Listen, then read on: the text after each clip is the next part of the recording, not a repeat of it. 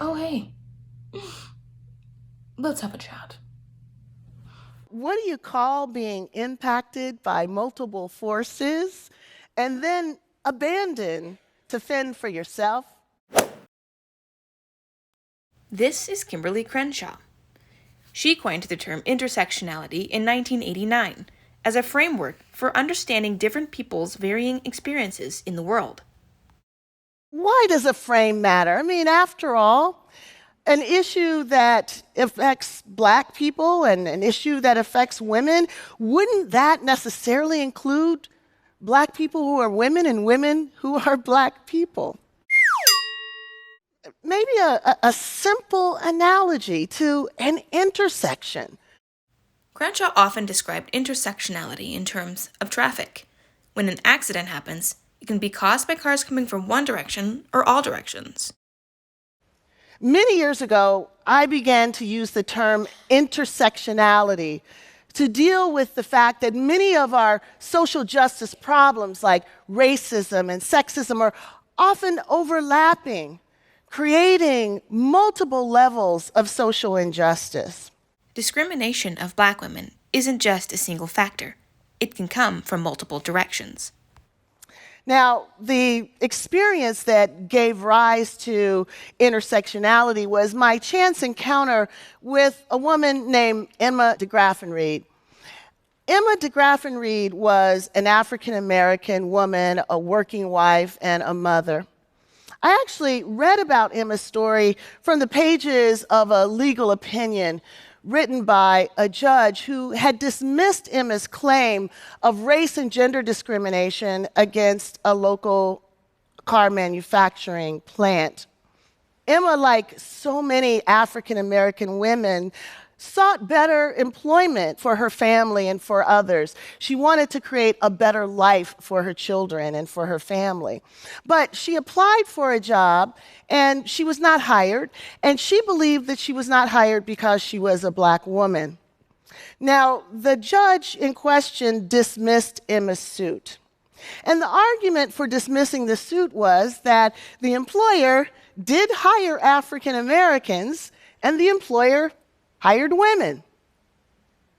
The real problem, though, that the judge was not willing to acknowledge was what Emma was actually trying to say. That the African Americans that were hired, usually for industrial jobs, maintenance jobs, were all men. And the women that were hired, usually for secretarial or front office work, were all white. Only if the court was able to see how these policies came together would he be able to see the double discrimination that Emma DeGraffenreid was facing. Many years later, I'd come to recognize that the problem that Emma was facing was a framing problem. The frame that the court was using to see gender discrimination or to see race discrimination was partial and it was distorting. But the court refused to allow Emma to put two causes of action together to tell her story because he believed that by allowing her to do that, she would be able to have preferential treatment. She'd have an advantage by being able to have two swings at the bat when African American men and white women only had one swing at the bat. If that sounds crazy, it's because, it is. African American women, like other women of color, like other socially marginalized people all over the world, were facing all kinds of dilemmas and challenges as a consequence of intersectionality, intersections of race and gender, of heterosexism, transphobia, xenophobia, ableism. All of these social dynamics come together and create challenges that are sometimes quite unique. But in the same way that intersectionality raised our awareness to the way that Black women live their lives, it also exposes the tragic circumstances under which African American women die. Police violence against Black women is very real. The level of violence that black women face is such that it's not surprising that some of them did not survive their encounters with police. Since 2015, 48 black women have been killed by police. Why don't we know these stories?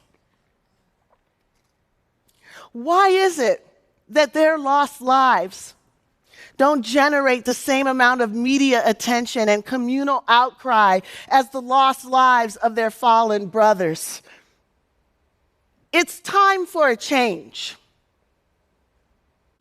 So, the tragic way that black women die, let's talk about that for a sec. If we want to really know how intersectionality has a direct effect on black women in America, we can think about how 48 of those deaths were caused by police brutality.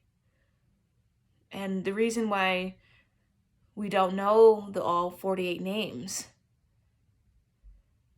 is because of intersectionality, where these women are caught in the intersection between gender and their gender and their race.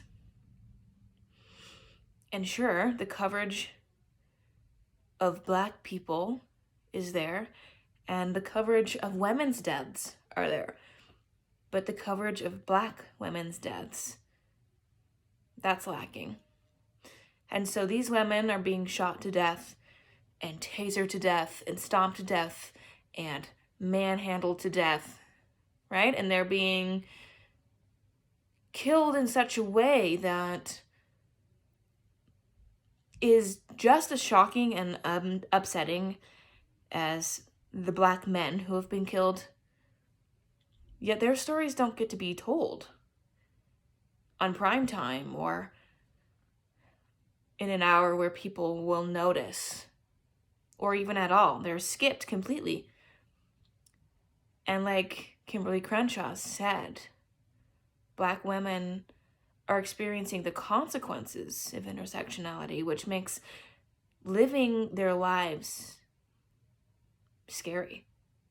Looking at these clips of the unnecessary police brutality enacted on black women poses the question, why? What is their crime? Some might say merely existing was enough.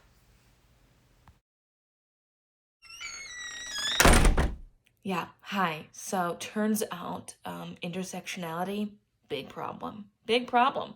And, it's going to be up to us to kind of figure out a solution for this. Because as it stands, black women can't live freely in America, and that is unpatriotic.